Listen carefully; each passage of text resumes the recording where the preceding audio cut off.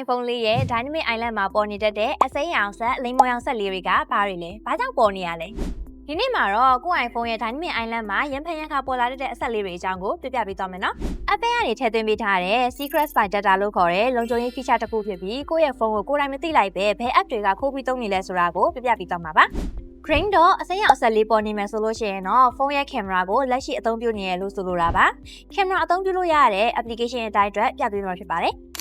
Orange dot လိမ်မော်ရောင်ဆက်လေးပေါ်နေမယ်ဆိုလို့ရှိရင်တော့ဖုန်းရဲ့ microphone ကိုအသုံးပြုပြီးအသံဖမ်းနေရလို့ဆိုလိုတာပါ။ဖုန်းပြောနေတဲ့အချိန်နဲ့ voice mail အသုံးပြုနေတဲ့အချိန်တွေမှာသတိပေးသွားမှာဖြစ်ပါတယ်။ကိုက camera လည်းမဖွင့်ဖုန်းလည်းမပြောဘဲဒီဆက်လေးတွေပေါ်နေရဆိုရင်တော့သတိထားဖို့လိုအပ်ပါတယ်။ဘယ် app ကသုံးနေလဲဆိုတာကိုသိချင်ရင် screen ညာဘက်ထောင်းက control center ကိုဆွဲချလိုက်ပါ